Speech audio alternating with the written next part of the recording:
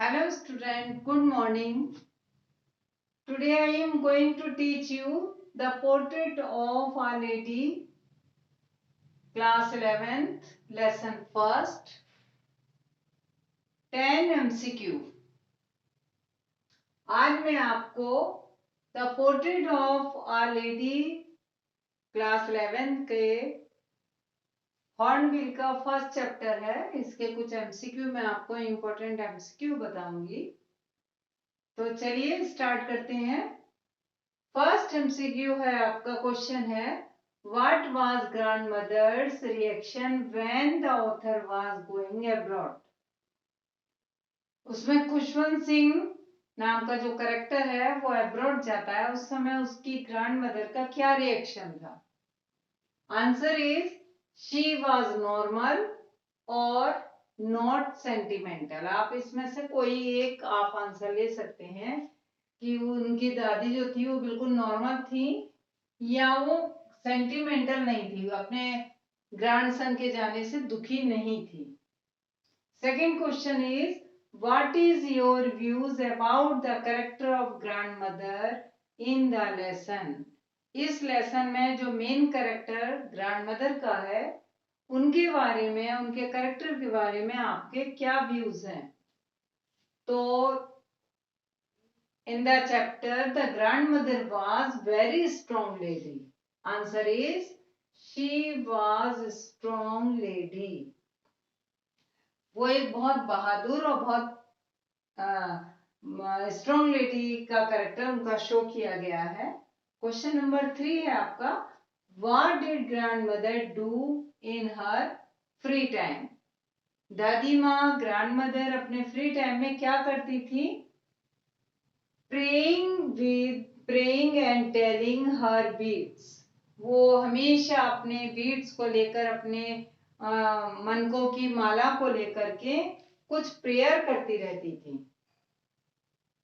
ठीक है, ये आपका सिटी में था।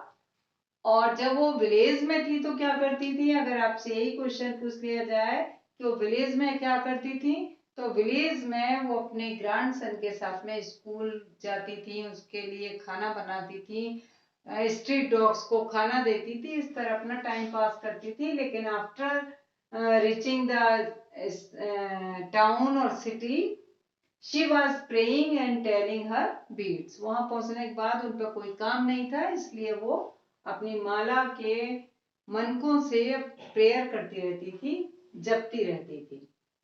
How did grandmother spend her time in the city. और वहां पहुंचने के बाद जब कोई काम नहीं था तो अपने टाइम को किस तरह स्पेंड करती थी? एक तो पूजा पाठ करती थी, दूसरा उनका था spinning the wheel.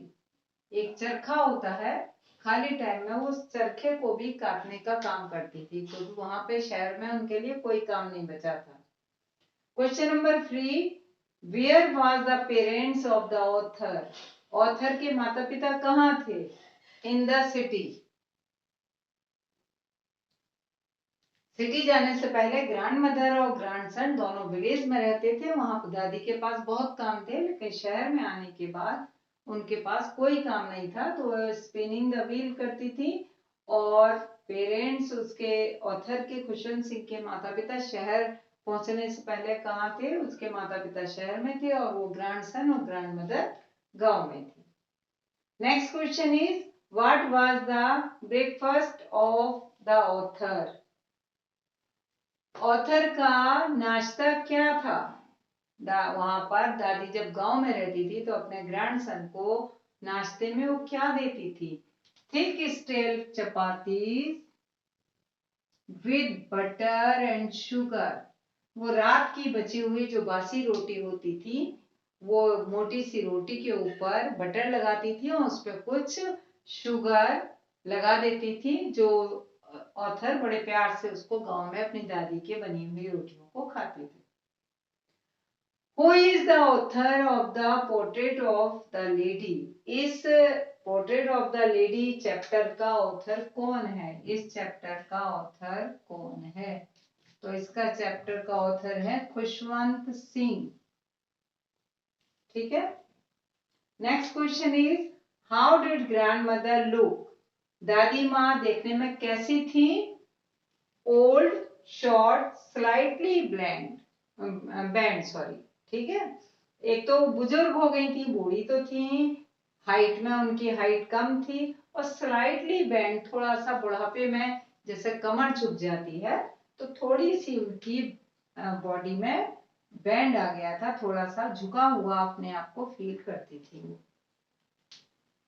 Which animal did the grandmother used to feed in the village? जब वो गांव में थी तो किस जानवर को, कौन से जानवर को फीडिंग ज्यादातर कराया करती थी? Answer is dogs. वो स्टेल ब्रेड्स को, स्टेल चपातीस को ले जाती थी ग्रैंडसन के साथ में, और स्कूल जाते समय जो भी उनको रास्ते में स्ट्रीट डॉग मिलते थे वो रोटियां उनको भी देती थी। Next question is how did grandmother die?